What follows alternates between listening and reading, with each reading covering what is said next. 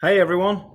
So I wanted to chat to you today about your nutrition guide for the challenge.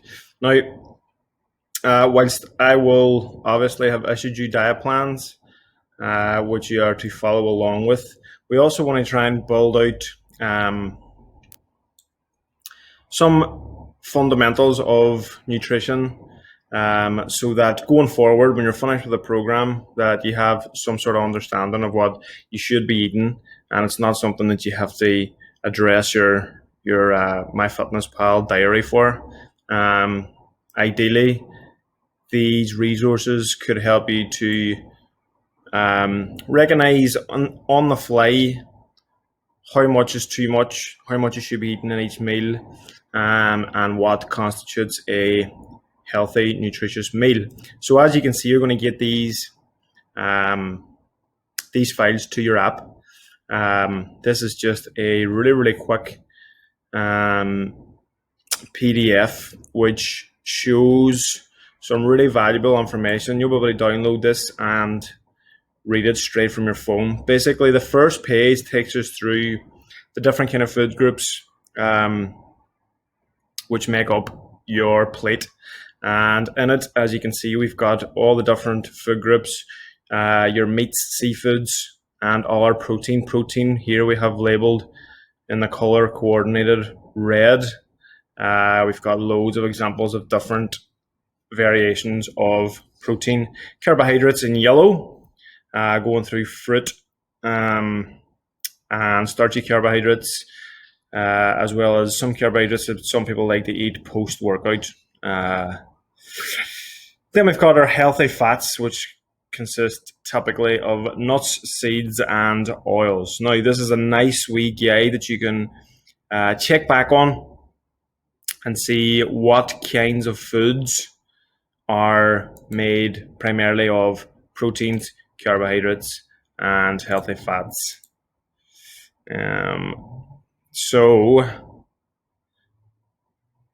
after we've done that, we go through how much food you should be eating, how much of each kind of food, your protein, your carbohydrates, your fats, and your veggies. Now, we don't have veggies included in this food chart because really you can be as liberal as you want with them. Obviously, they're very low calorie and they are very satiating, which means they fill you up.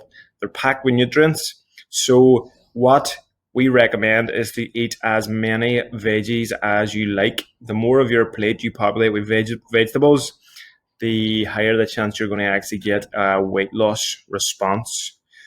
So how much food is what the second page in your PDF addresses.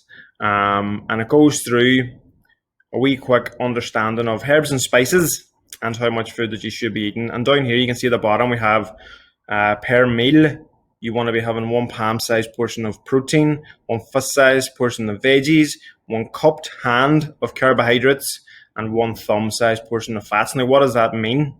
When I'm telling you palm-sized and fist-sized and cupped hand and thumb-sized portion, well, that's where this third page comes on. As you can see, this is a really handy way for you to address how much food you want to have on your plate. So if you're looking at your meals on your food on the plate, you should have a palm size. So your palm, you should have a palm size portion of protein, which means the portion of protein is about the size of your palm. You should have a closed fist size portion of vegetables.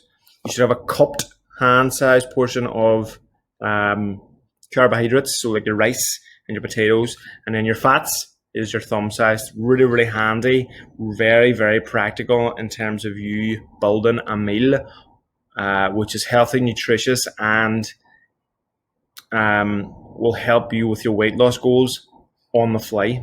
All right. So if you don't have your phone or your MyFitnessPal diary on you, what are you going to do? If you're not sure about the calorie content of your foods, well, you can just address your hand portion guide.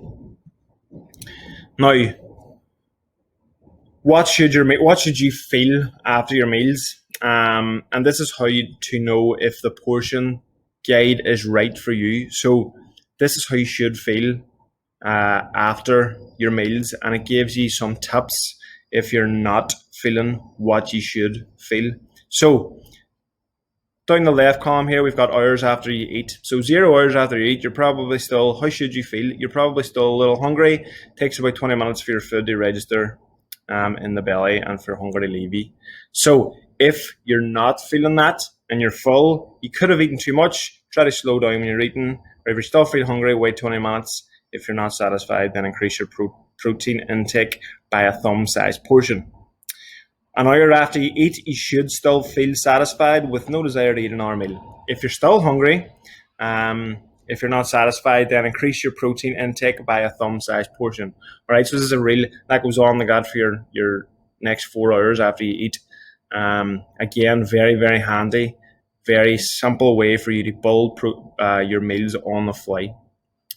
And then we have a wee meal template down at the bottom. So this is a nice wee way using your hand guide to build a full day's eating. As you can see here, we've got the color coordinated table going on. Meal 1, which would be breakfast, we say have no carbs, have 1 to 2 palm servings of protein, 2 to 4 thumb servings of fat, and 1 to 2 fist servings of veg.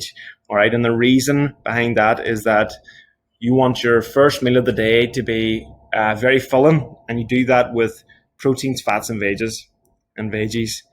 Carbohydrates tend to not be a filling nutrient.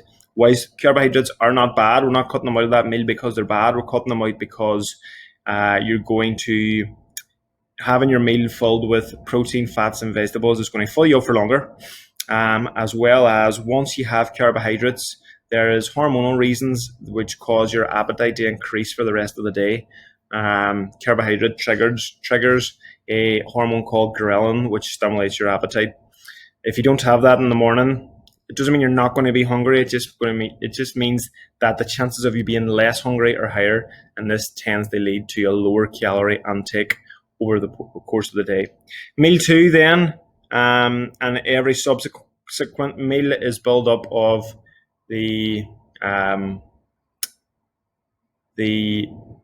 portions as described in your portion guide. So 1 to 2 cupped handfuls of carbs, 1 to 2 palms of protein, 1 to 2 thumbs of fats, and 1 to 2 fists of vegetables is going to be your next 3 meals. All right.